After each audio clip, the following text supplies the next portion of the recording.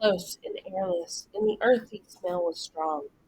The mole struck a match, and by its light the rat saw that they were standing in an open space. The space was neatly swept and tended underfoot. Directly facing them was Mole's little front door with Mole End painted in Gothic lettering over the bell pull at the side. Mole took down a lantern from a nail on the wall and lit it, and the rat, looking round him, saw that they were in a sort of forecourt. A garden seat stood on one side of the door, and on the other a roller. The mole was a tidy animal and could not stand having his ground kicked up by other animals into little heaps of earth. Down on one side of the forecourt ran a skittle alley with benches among it and little wooden tables. In the middle was a small pond, and a skittles alley is like a bowling alley. Mole's face beamed at the sight of all these objects. He hurried Rat through the door, lit a lamp in the hall, and took one glance round his old home. Immediately he saw the dust lying thick on everything, saw the cheerless, deserted look of the long neglected house, and collapsed again in a hall chair. "Oh, Ratty!" he cried dismally. "Why ever did I do it? Why did I bring you to this poor, cold little place on a night like this?" The rat paid no heed to him. He was running here and there, opening doors, inspecting rooms and cupboards, and lighting lamps and candles. "What a capital little house this is!" he called out cheerfully. "Everything here and everything in its place. The first thing we want is a good fire. I'll fetch the wood and the coals, and you get a duster." Encouraged by his companion, the mole dusted and polished with energy, while the rat soon had a cheerful blaze roaring up the chimney. He hailed the rat to come and warm himself, but Mole promptly had another fit of the blues. "Rat," he moaned, "how about your supper? You poor, cold, hungry, weary animal. I've got nothing to give you."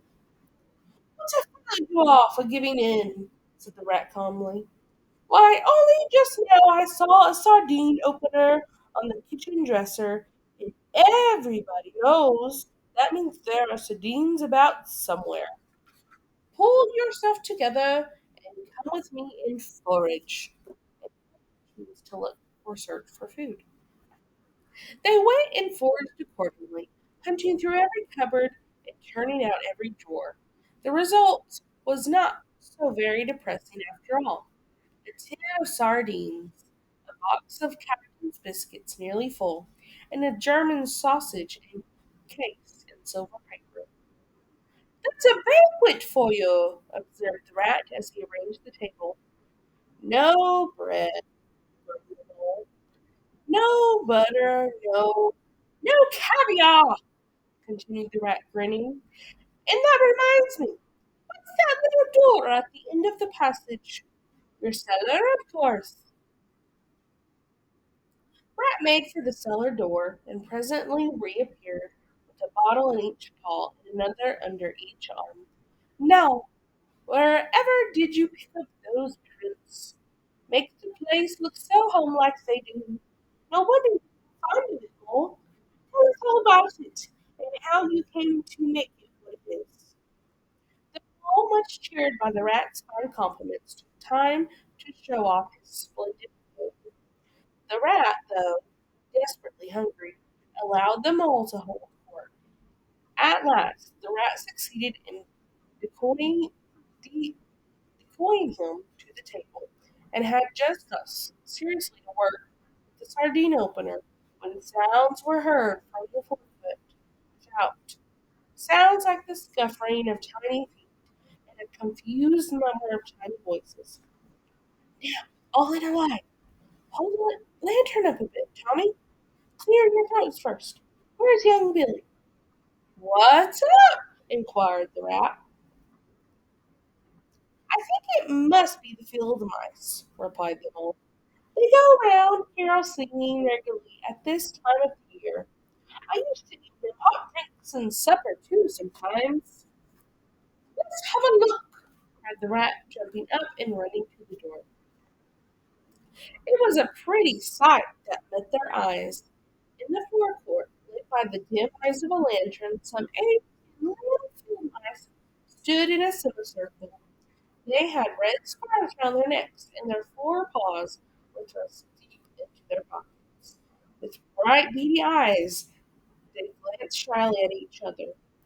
As the door opened, one of the elder ones that carried the lantern proclaimed, "Now then, 1, 2, 3!" And forthwith their shrill little voices rose up in the chill night air. Villagers all this frosty tide, let your doors swing open wide.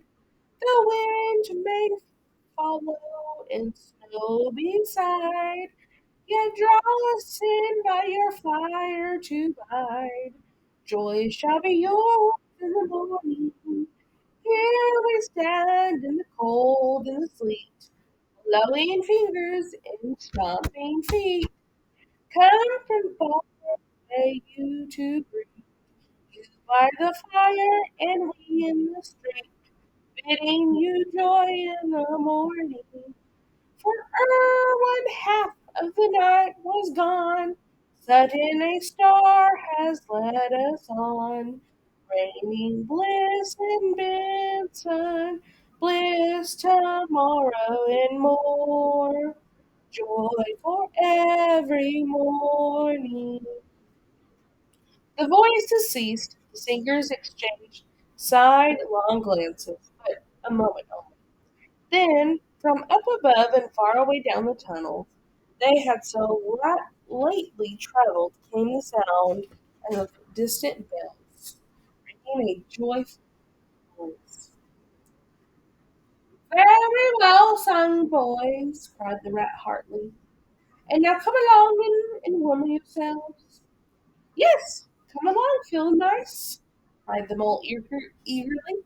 "This is quite like old times. Shut the door after you. Pull that settle to the fire. And now, just wait a moment while we—" "Oh, Ratchet!" he cried in despair. "We've nothing to give them." "You leave that all to me," said the masterful rat. "Here, you with the lantern, I want to talk to you. Now tell me, are there any shops open at this hour of the night?" "Why, certainly, sir," replied the field mouse respectfully. "At this time of the year our shops keep open to all sorts of hours." "Then look here," said the rat. "You go off at once, you and your lantern, and you get me—" Here much muttered conversation ensued, such as "fresh mind?" "No, a pound of that will do." "If you can't get it there, try somewhere else." "Yes, of course we may." Finally, there was a clink of coin passing from paw to paw. The field mouse was provided with a basket for his purchases, and off he hurried. The rest of the field mice, perched in a row on the settle, their small legs swinging, gave themselves up to the enjoyment of the fire. The rat, meanwhile, was busy examining the label of one of the bottles. "I perceive this to be ginger beer," he remarked approvingly. "The very thing. Now we shall be able to mull some ginger beer. Get the things ready, Mole, while I draw the corks." And ginger beer is like root beer. It did not take long to prepare the brew, and soon every field mouse was sipping and coughing and choking, and wiping their eyes and laughing. "That axe plays too, these fellows," the mole explained to the rat. "They fill up all by themselves, and very well they do it too. They gave us a capital one last year about a field mouse who was captured at sea by pirates. Here you were in it. Get up and recite a bit." The field mouse address got up on his legs, giggling shyly, looked round the room, and remained absolutely tongue-tied. His comrades cheered him on. Mole coaxed and encouraged him, and the rat went so far as to shake him, but nothing could overcome his strange fright. And the now mute field mouse was saved from further encouragement by the sound of the door opening. The field mouse with the lantern had appeared with a heavy basket. There was no more talk of play acting once the contents of the basket had been tumbled out onto the table. Under the generalship of Rat, everyone was set to do something. In a very few minutes, supper was ready. As they ate, they talked of old times. They chattered off at last, very grateful indeed. When the door had closed on the last of them, Mole and Rat picked the fire up, drew their chairs in, and discussed the events of the day. At last, the Rat, with a tremendous yawn, said, "Mole, I'm ready to drop. Take your own bunk over on that side." "Very well, then, I'll take this." Rat clambered into his bunk and rolled himself well into the blankets as slumber gathered in.